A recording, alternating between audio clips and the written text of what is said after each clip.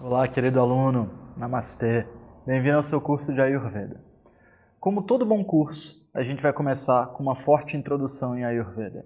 Meu objetivo é te capacitar a cuidar da sua própria vida, cuidar da sua própria saúde e auxiliar as pessoas que estão ao seu redor. Então a gente vai começar aprendendo sobre filosofia, onde a gente vai entender a necessidade espiritual da prática do Ayurveda, do respeito e o bem comum a todos os seres. A gente vai entender o cosmos, o espírito, o campo material. A gente vai falar depois dos elementos físicos, o éter, ar, o fogo, a água e a terra, e como esses elementos formam os doshas. Vamos começar? Dentro dos fundamentos do Ayurveda, a principal base para se entender é a filosofia de Sankhya.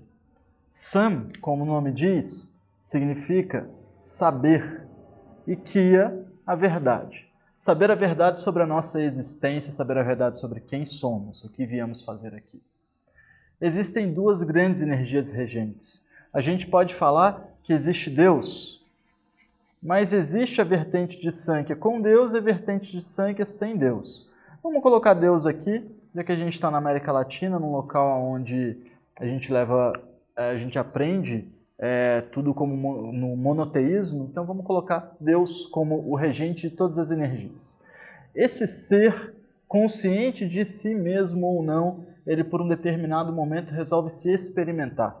Ele se experimenta de duas formas, da forma Shiva e da forma Shakti. Ele se apresenta no aspecto essencial e no aspecto material. Matéria e essência, um não se torna o outro. O que é essencial sempre há de ser essencial, o que é material sempre há de ser material.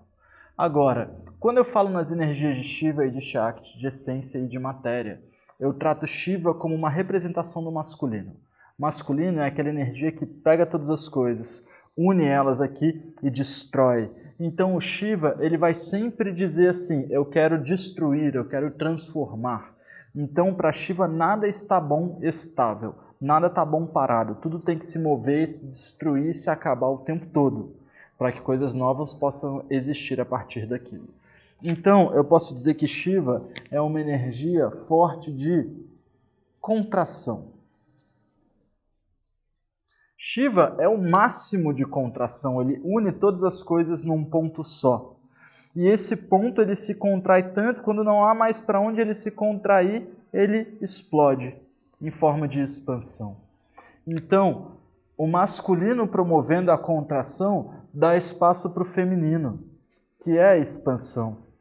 Então é como se eu dissesse que o masculino, o Shiva, não aceita essa caneta como ela é. Não importa se ela ainda tem utilidade, se ela é nova, se ela é velha. Shiva quer destruir todas as coisas. Enquanto que Shakti, por sua vez, no campo material, ela diz assim, tudo é perfeito como é, tudo tem o direito de existir.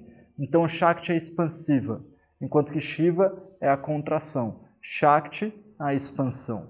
Então a energia feminina que aceita o filho como é, que aceita as coisas como são, a energia de doação é a energia de Shakti, a energia de transformação e de queimar, de fazer com que uma coisa deixe de existir para se tornar outra, é energia de Shiva. Mas o que torna aquela coisa uma outra coisa é Shakti. Shakti, então, é a expansão material e Shiva é a contração. Eu posso dizer que Shakti é como o planeta, os animais, as nuvens, os rios, as plantas, mas imagina que está tudo parado, está tudo inerte. E isso é só a matéria. A partir do momento em que duas nuvens, que no momento de parar elas haviam se chocado, elas vão emitir um relâmpago. Esse relâmpago é Shiva. O relâmpago, ele é a energia resultante da conexão da matéria. Então a matéria gera um resultado. Esse resultado é uma ação instantânea. Essa matéria, esse resultado, ele não é uma matéria nova, é simplesmente uma ação. A ação é Shiva. E todas as matérias que observam e são necessárias para essa matéria, para essa reação existir, são Shakti.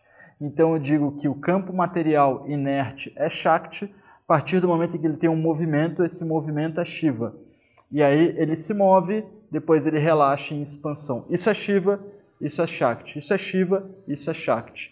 Nesse momento, então, a gente cria um meio em que vivemos, o meio de Nashvara. O meio de Nashvara, ele é representado pelo Om, porque o eco da criação universal emite esse som do Om no universo, de um dia onde houve uma grande contração, até que essa contração gerou uma expansão e foi se expandindo e se expande até hoje como o universo, como a nossa Via Láctea. A gente vive em um meio. Esse meio, ele é o conjunto de Shiva e Shakti. O conjunto da maior contração que teve gerou a maior expansão, o Big Bang, Shakti, e isso é um meio. Nós vivemos nesse meio. Esse meio é chamado de Nashvara. Nashvara é o meio em que vivemos. É o meio do universo. Esse meio, ele responde a uma série de regras, a uma série de leis. Essas leis são regidas por uma inteligência superior, de Mahat, que é o intelecto superior. É como se eu dissesse que é uma forma de Deus se representar por matéria, por inteligência. É uma forma de Deus se representar ali, uma forma dessas energias se representarem em organização. Mahat organiza as constelações, os arcos estelares, organiza as encarnações, as desencarnações, organiza as evoluções planetárias. Então, o meio de Mahat, ele é essa inteligência que muitas vezes a gente acessa no meio de uma intuição, a gente fala, nossa, isso seria bom para mim, bom para o mundo. Isso é você bebendo um pouco de Mahat, tá? Da inteligência superior, da inteligência que habita em todos os seres. Nós, por mais que a gente não tenha a consciência física para fazer isso, mas o nosso corpo tem uma consciência que ele traz consigo, que organiza essa matéria da forma como é. Então, para que eu esteja da forma como eu sou aqui, com todos os meus órgãos dos sentidos, com todos os meus órgãos da ação, com toda a minha mobilidade, todos os meus dedos, todo o meu corpo, todos os doshas em funcionamento, em harmonia, meu corpo respeita uma regra. Essa regra é a regra de Mahat. Respeita essa inteligência celestial. Essa inteligência, por sua vez, ela permite a existência de seres iluminados. Mas não quer dizer que eu esteja aqui emitindo luz nesse momento. Quer dizer que todo ser é iluminado. A diferença é se ele tem consciência de si mesmo ou não. Então, você não pode dizer que um alface tem mais consciência de si mesmo do que uma semente, por exemplo. Mas esses níveis de evolução sensorial, onde você pega um organismo mineral, e esse organismo mineral vai evoluindo e por pressão, por lapidação, ele eventualmente se torna um diamante, e ele é um ser espiritual. E esse espírito continua a jornada. Ao continuar a jornada, ele vai entrando como um organismo celular vegetal. Então ele começa a ser uma planta, eventualmente ele vai tendo flor, vai tendo frutos, ele vai evoluindo a sua densidade espiritual. Essa densidade espiritual, esse ser búdico, ele vai evoluindo de acordo com as experiências de vida.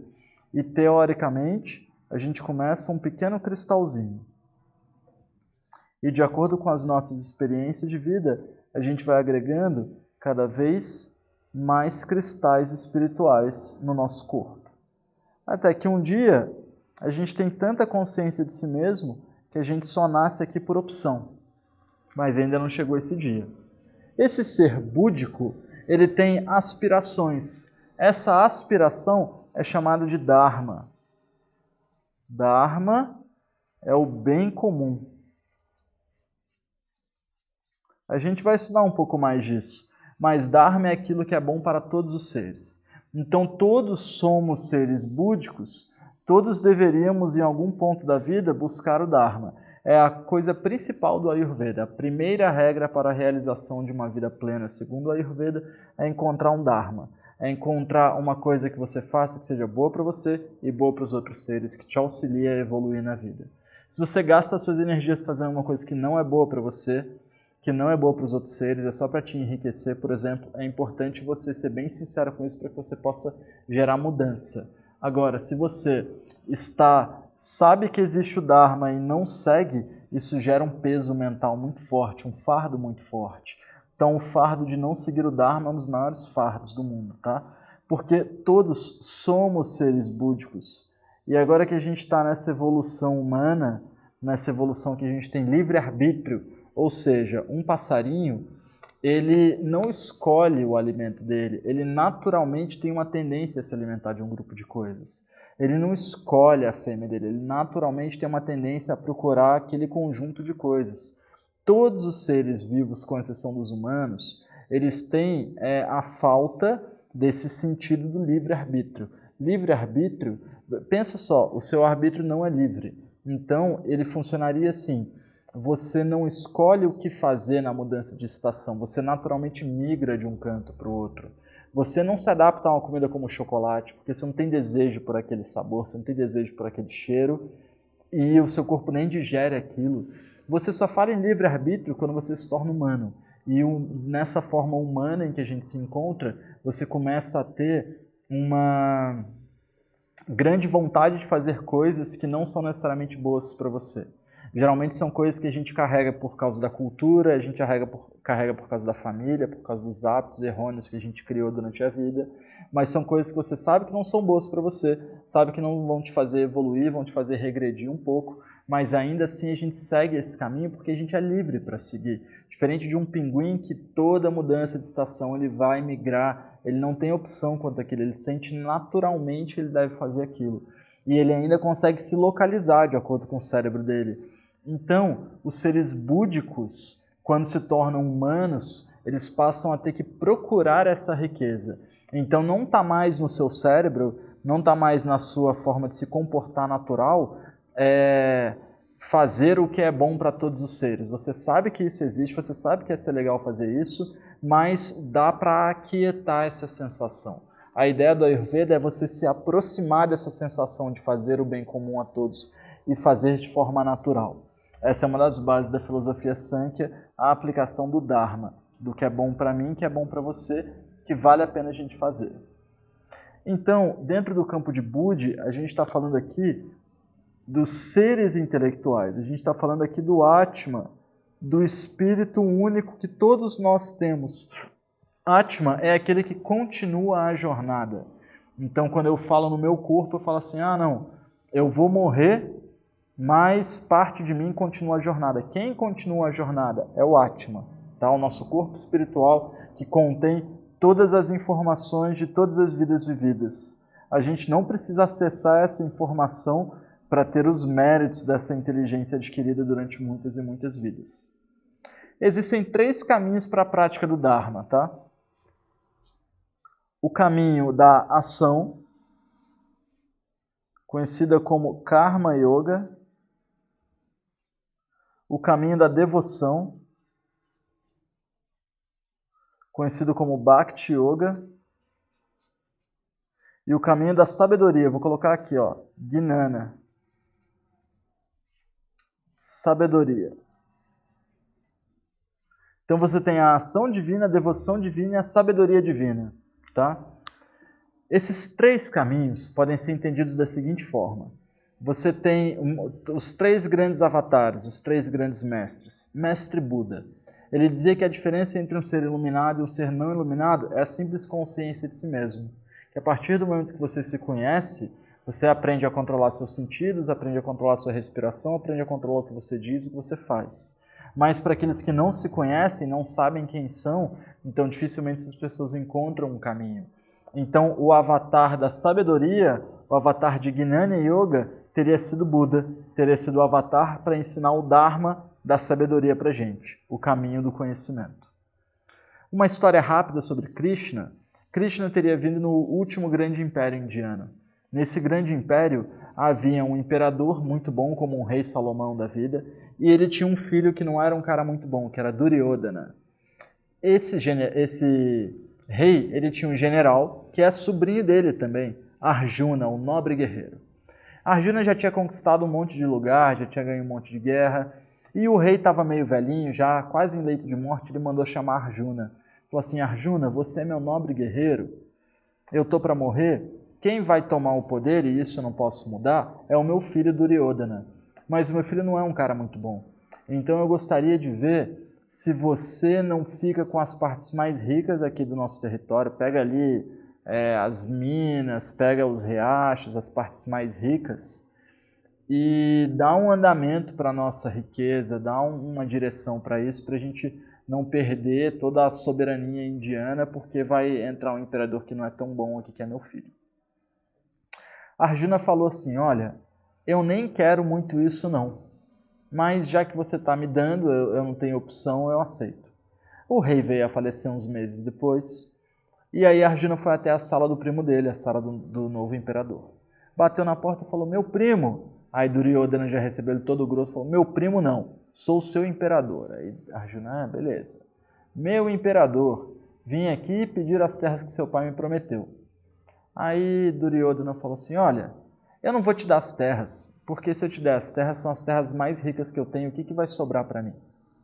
Aí Arjuna falou, mas e aí? Falei, então faz o seguinte, vai ali nos países ao lado, conquista a galera para mim, conquista ali Paraguai, Argentina, Chile, conquista o pessoal ali para mim, que assim que você voltar, eu te dou essas terras, pode ser?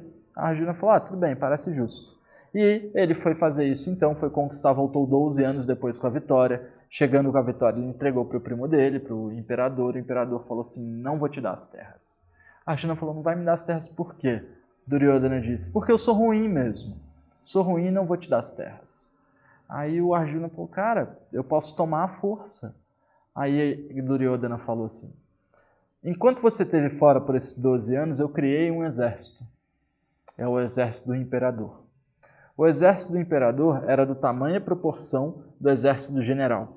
E o exército do imperador, ele era feito dos amigos do imperador, da família do imperador, que é a mesma família de Arjuna. Então, a família de Duryodhana, com todos os generais dele ali, todos os guerreiros, era a mesma família de Arjuna. E Arjuna, que não queria mais ia fazer uma guerra, falou assim, cara, se eu fizer uma guerra, eu vou matar os meus amigos do meu exército e vou matar os meus familiares do exército de Duryodhana. Quer saber, eu nem queria essas terras, não vou querer isso não. Ele bateu a porta e saiu fora. Nessa hora, Krishna aparece para ele, assim como Jesus teria aparecido para Paulo, Krishna se materializa na frente de Arjuna e fala para ele, por que você não vai guerrear? A Arjuna fala, porque todo mundo vai morrer. Aí Krishna, mas não importa se todo mundo vai morrer. É o que tem que ser nesse momento. Então você não pode tomar essa decisão porque está com medo da guerra. Você é um general. E você veio nesse mundo para guerrear. E a função de um bom general, o dharma de um general, é destronar um imperador maléfico. A Arjuna ficou meio assim, meio mexido, mas falou assim, não, mas eu não vou guerrear porque todo mundo vai morrer. Aí Krishna falou assim, é a primeira frase do Bhagavad Gita. Uma árvore seca não se rega a raiz. Arranque a fora e plante uma nova. Essa regra deve ser estabelecida em todos os casos, até que haja a restauração do Dharma. Então, quando Krishna puxa essa frase de ação para Arjuna, ele está dizendo que não importam as consequências. O certo é o certo e o errado é o errado. Então você tem sempre que fazer o certo independente das consequências. A gente tem que destronar os políticos ruins independente das consequências. A gente tem que ser verdadeiro independente das consequências. Tu achou uma mala com 10 mil reais, tu sabe o certo, tu sabe o errado, e a consequência é que tu não vai ter mais 10 mil reais, mas esse dinheiro nem era seu. Então o entendimento da ação veio com Krishna, o entendimento da sabedoria veio com Buda. O entendimento da devoção, esse é fácil pra gente. Amar ao próximo como ama a ti mesmo e a Deus acima de todas as coisas. Então Jesus simplificava o caminho e dizia que você só precisa se cuidar, só precisa gostar de si mesmo e gostar da outra pessoa. É claro que é quase uma pegadinha, né? Porque a quantidade de gente tendo clinicado muito, eu vejo que um dos grandes distúrbios das pessoas hoje em dia é elas não se gostarem. Elas crescem sem se amar, elas crescem sem saber quem elas são, ouvindo quem você vai ser quando você crescer, isso não é bom o suficiente, isso tem que ser melhor. Então a gente se poda muito e tem uma grande dificuldade de se ver com amor. Então esse mandamento máximo, amar ao próximo como ama a ti mesmo, é Deus acima de todas as coisas, é o que mais a gente precisa aprender para cortar caminho. Então o caminho do Dharma, o caminho da bem-aventurança, ele vem regido por essas três máximas. A divina ação, a divina devoção e a divina sabedoria, cada uma sendo trazida por um avatar. para que a gente possa compreender bem qual campo seguir. O que a gente está fazendo agora é a devoção, é o Dharma da sabedoria. Quando a gente faz uma oração antes de dormir, é o Dharma da devoção. E quando você não gosta, não me amarro em Deus, então eu sou ateu, não gosto de religião, não acho a Ayurveda legal, acho uma baboseira de gente zen e tal, mas aí esse cara chega no final de semana, tá dando sopa aos pobres embaixo da ponte, esse cara é do karma, é da ação. Então, às vezes, ele está muito à frente das outras pessoas que ficam lá mostrando que estão rezando, mostrando que estão estudando. Esse cara não quer mostrar nada para ninguém, ele só quer fazer o certo ali, que é o que conta. A sua ação é sempre o que conta, no fim das contas. Não adianta eu ser super sábio na Ayurveda se eu não uso esse conhecimento. Beleza. Falamos até agora da energia masculina, da energia feminina, do meio em que vivemos resultante da soma dessas duas energias. Nós hoje somos um espírito, um corpo espiritual, ele é Shiva, é um corpo essencial que habita um corpo físico, que habita um corpo material. Então, a união de Shiva e Shakti é tanto o nosso corpo quanto o meio em que vivemos, tá bom? O meio de Nashvara. Esse meio ele é regido por um conjunto de inteligências cósmicas que permite a encarnação, a desencarnação, as mudanças planetárias, as estações, faz esse sol lindo raiar essa energia para a gente. Quem somos nós? Nós somos seres búdicos, capazes de seguir o Dharma, capazes de fazer o bem comum a todos os seres. Agora, o que acontece é que como a gente nasce em famílias diferentes, em sexos diferentes, em idades diferentes, a gente precisa se diferenciar. Então não dá mais para a gente viver aquela ideia de que somos todos um só, porque nós nesse momento não somos todos um só. Está cada um em seu próprio corpo. Arrancar é o ego pessoal. É aquele ego de quem é você, como é que você está, como está a sua vida, se tem sido bom, tem sido ruim, você precisa do seu espaço, você precisa do seu dinheiro, da sua profissão, e você tem uma função nesse mundo. Esse é o seu arrancar, é o ego bom, é o ego pessoal bom, não estou falando aqui de egos ruins, tá bom? Como a gente vai tendo esse arrancar, essa visão de si mesmo, ele separa a gente um pouco do meio, separa a gente um pouco do mundo. Então, as pessoas elas se acham meio ETs, meio diferentes, os animais são sempre diferentes uns dos outros, eles mesmos têm macho alfa, fêmea alfa, aquele que é o excluído, aquele que não é o excluído, isso tudo está dentro de arrancar, está dentro do ego pessoal. A vida é garantida a todos os seres mortos, a morte é garantida a todos os seres vivos. Dentro disso, é difícil você dizer que existe bom e ruim. É claro que existe Dharma e Adharma, o bem comum a todos os seres e o mal comum a todos os seres. Mas quando eu falo no ego que nos separa, é importante ter esse ego, ter a visão de que tem uma pessoa que está sabendo mais que a outra, você precisa correr atrás de aprender com ela, tem uma pessoa que está precisando aprender mais que a outra, então você tem que dedicar o seu tempo mais àquela que precisa mais. Tem gente que está ganhando um monte de coisa e não está dando valor, tem gente que não ganha nada e dá mau valor para o pouco que tem. Então, a diferenciação de um ser para o outro é chamada de arrancar. Como somos seres diferentes, a gente precisa dar a isso nomes diferentes. Então, a gente começa a ter as 3 formas de vibração, as trigunas, os 3 estados de vibração. O estado de Sattva, que é traduzido como equilíbrio ou ritmo. O estado de Rajas, que é traduzido como movimento ou agitação. E o estado de Tamas, que é traduzido como inércia ou estagnação. Então, esses 3 estados, Sattva, Rajas e Tamas, eles estão regendo ainda o campo sutil. Sattva é conhecido como universo subjetivo. E Tamas é conhecido como universo objetivo. A gente vai entrar mais nesse ponto agora. Mas Sattva, Rajas e Tamas é basicamente uma estagnação, um movimento e um equilíbrio. Eu posso falar que Tamas é uma rocha. Rajas é o processo de lapidar a rocha. E Sattva é o cristal que havia por dentro daquela rocha. Então toda rocha contém um cristal, mas ela precisa passar por um processo de lapidação. Todo ser errático contém dentro de si um mestre, mas ele precisa lapidar os erros dele, lapidar as falhas dele para ele se tornar o mestre que ele almeja ser. Se eu for dar exemplos de Sattva, Rajas e Tamas, eu gosto muito do exemplo do alface. O alface sátvico é aquele alface que você, na sua terrinha orgânica, plantou uma sementinha de alface, vê aquele alface começar a crescer. Deu a esse alface um nome de acordo com a lua, de acordo com o sol, de acordo com como você se sentia naquele dia e a cara daquele alface. Deu a esse alface deu vida a ele. Começou a estar ali sempre de manhã e dar um bom dia na hora que você vai trabalhar, na hora que você chega do trabalho você dá uma boa noite, dá uma aguada no alface, o alface vai crescendo bonito, vai crescendo próspero, daqui a uns 3 meses de alface mais ou menos, tu vai acordar meia hora antes, que quanto mais próximo ali de 4, 5 da manhã, mais a planta tem energia. Então esse é o horário para você colher a planta sem ela murchar.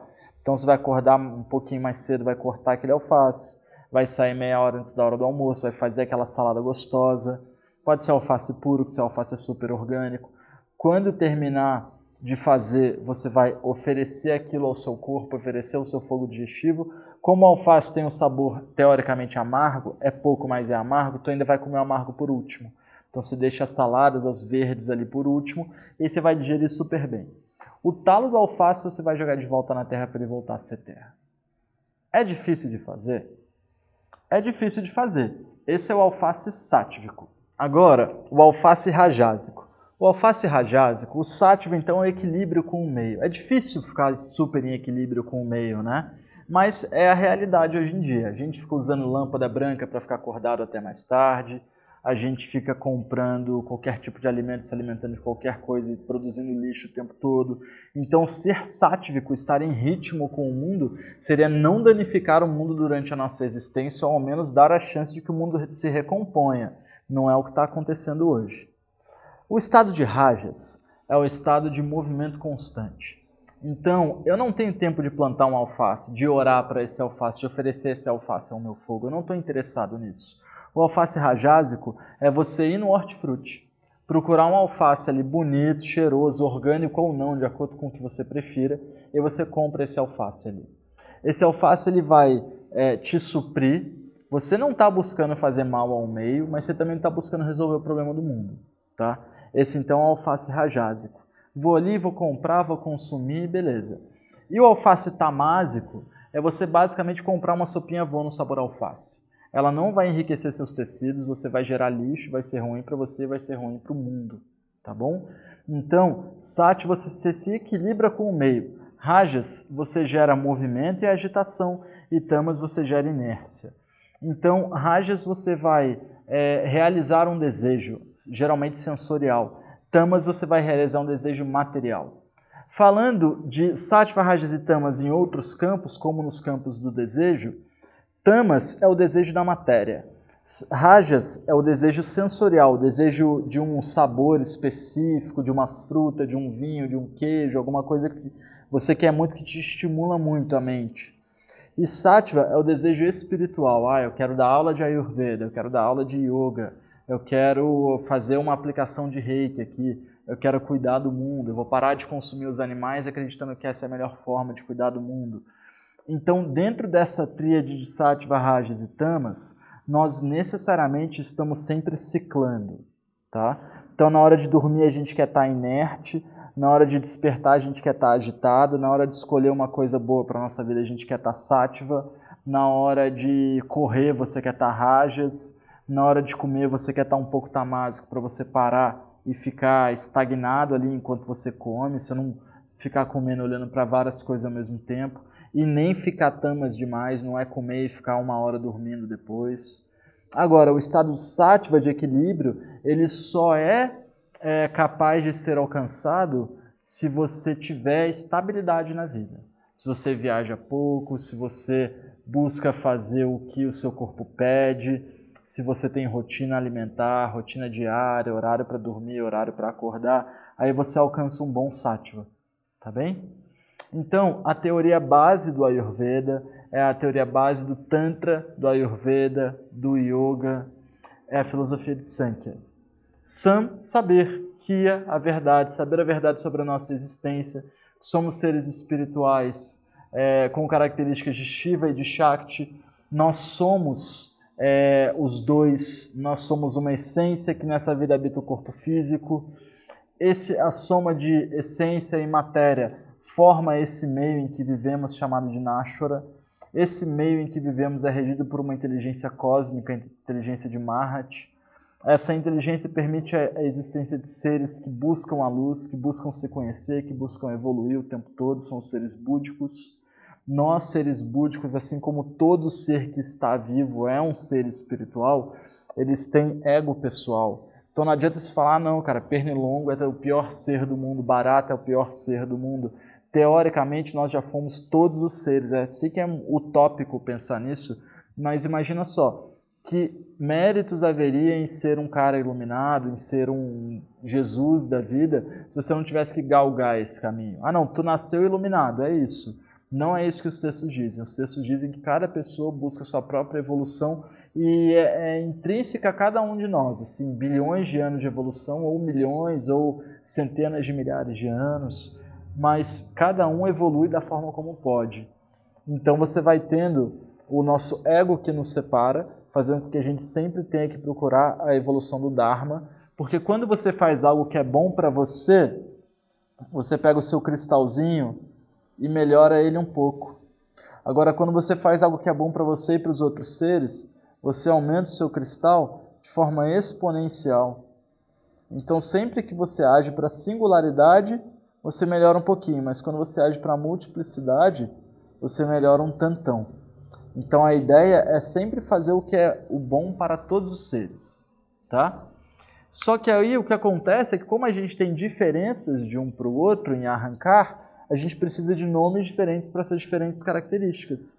A gente começa a chamar as coisas de 3 formas diferentes: Sattva, Rajas ou Tamas. Sattva contém o universo subjetivo, Tamas contém o universo objetivo, Rajas é só um movimento e agitação que há entre eles.